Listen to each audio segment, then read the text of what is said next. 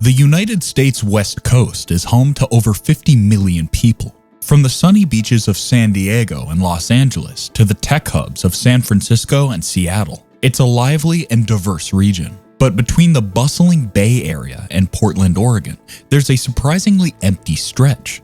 This vast area, known as the Empty West, includes North Carolina's rugged coastlines, the towering forests of Sierra Nevada and Cascade mountain ranges, and the fertile yet undeveloped valleys of southern Oregon.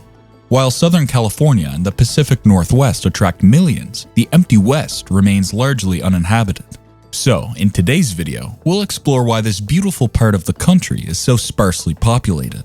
Without further ado, let's dive in. Historical context.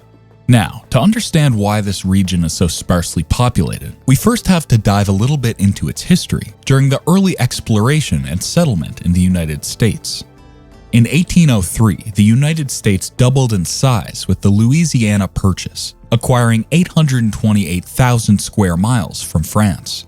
This opened up opportunities for explorers like Lewis and Clark, who set out to map these new lands and find a new route to the Pacific Ocean. From 1804 to 1806, they documented the geography, plants, animals, and indigenous people they encountered, providing valuable insights into the potential of the West. One of the key migration routes that emerged was the Oregon Trail, stretching over 2,000 miles from Missouri to Oregon. Between 1841 and 1869, more than 400,000 settlers traveled this challenging path, driven by the promise of fertile lands and a fresh start.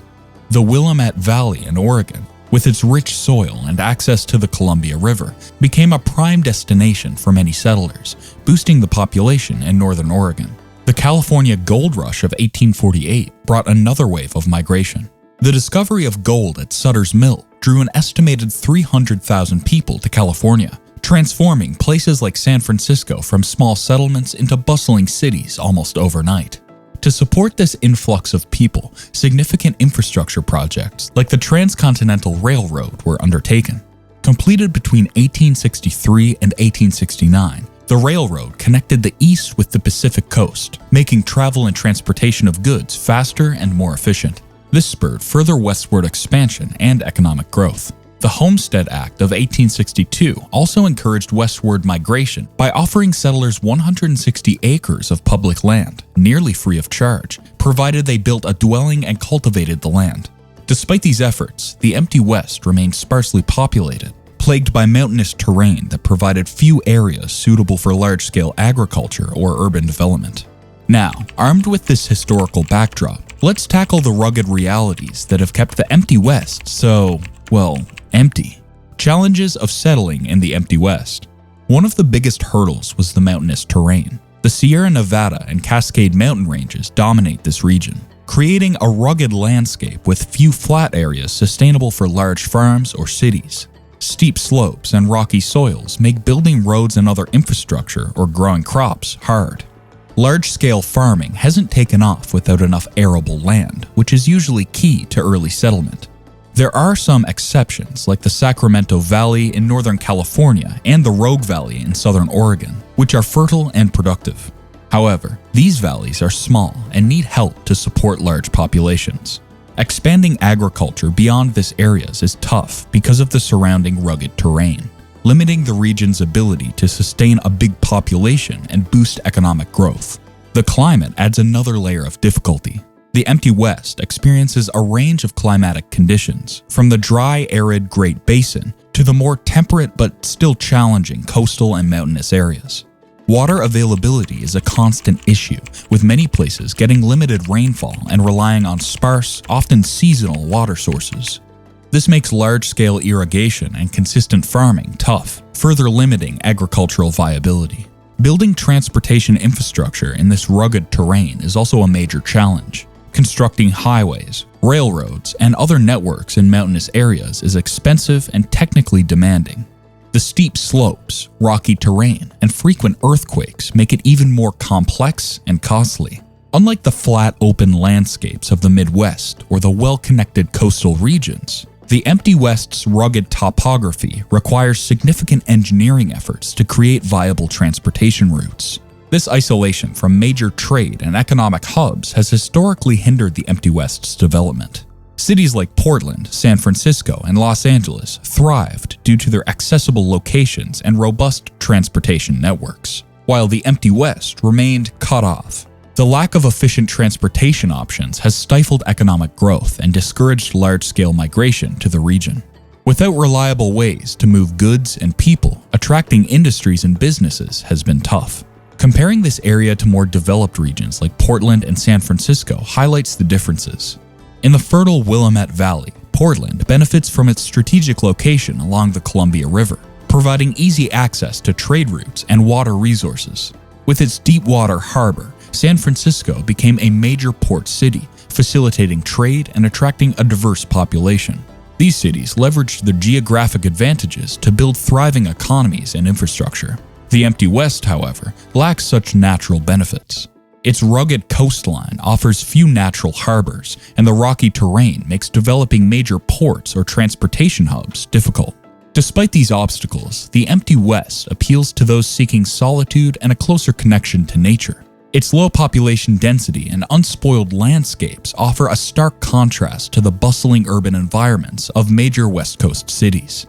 For some, the very factors that deter large-scale settlement, rugged mountains, vast forests, and limited infrastructure, are what make the Empty West an attractive place to live. It offers a sense of isolation and tranquility that is increasingly rare today. Despite these formidable challenges, pockets of vibrant communities have emerged. Modern demographics and urban centers. Stretching from Northern California to Southern Oregon, this Empty West features a few key cities that have thrived and survived the harsh conditions of the region. So, let's take a closer look at these urban centers and understand how they managed to thrive in the region. Eugene, Oregon is the largest city in the Empty West, with a metropolitan population of around 180,000. Known for its vibrant arts scene, environmental activism, and the University of Oregon, Eugene offers a rich blend of cultural and educational opportunities.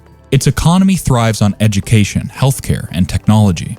Despite being more isolated than larger West Coast cities, Eugene has carved out a dynamic and growing niche. Medford, Oregon, with a metropolitan population of over 85,000, is another significant city. Located in the fertile Rogue Valley, Medford enjoys a climate perfect for agriculture, especially fruit and wine grape production. The city's economy is strong in agriculture, healthcare, and retail. Medford is also a gateway to outdoor attractions like Crater Lake National Park and the Rogue River, making it a hub for tourism and recreation. Chico, California has a metropolitan population of around 101,000 and plays a key role in Northern California. Home to California State University, the city's economy is heavily influenced by education, healthcare, and agriculture, especially almond and walnut production. Chico's historic downtown and close-knit community add to its charm. Bend, Oregon is one of the fastest-growing cities in the U.S., with a population of about 14,000. Its rapid growth over the past decade is driven by an attractive outdoor lifestyle, high quality of life, and a thriving craft beer industry. Located on the eastern edge of the Cascade Range, Bend offers easy access to skiing, mountain biking, and hiking. The city's economy has diversified from timber to tourism, technology, and healthcare, drawing new residents and businesses. Redding, California, completes the list of major urban cities in the Empty West, with a metropolitan population of approximately 94,000. Situated in the northern Sacramento Valley, Redding serves as a regional hub for retail, healthcare, and education. Its scenic beauty and nearby Shasta Trinity National Forest and Mount Shasta provide ample outdoor recreation opportunities. Redding's economy benefits from its role as a transportation hub with major highways and a regional airport. Other cities are growing more slowly but steadily. However, challenges remain. The Empty West's geographic isolation and limited infrastructure still pose significant barriers to large-scale development. And this has even made the residents of Northern California and Southern Oregon to feel the need to create their own state. This blend of isolation and limited growth has sparked a unique political movement. So, what happens when people feel overlooked by their state governments? The State of Jefferson movement. The The state of Jefferson is a fascinating and ongoing effort by Northern California and Southern Oregon residents to create their own state. This idea dates back to the early 1940s when people in these regions felt ignored by their state governments. In the 1940s, counties in Northern California and Southern Oregon were rich in natural resources but felt they weren't getting fair treatment from Sacramento and Salem. Residents believed their resources were being exploited without receiving adequate services or representation. This led to the birth of the Jefferson movement, named after Thomas Jefferson, who valued rural independence and democracy. On November 27, 1941, local leaders declared the formation of the state of Jefferson. They even elected a governor, designed a state flag with 2 X's to symbolize their sense of betrayal, and handed out their proclamation to motorists.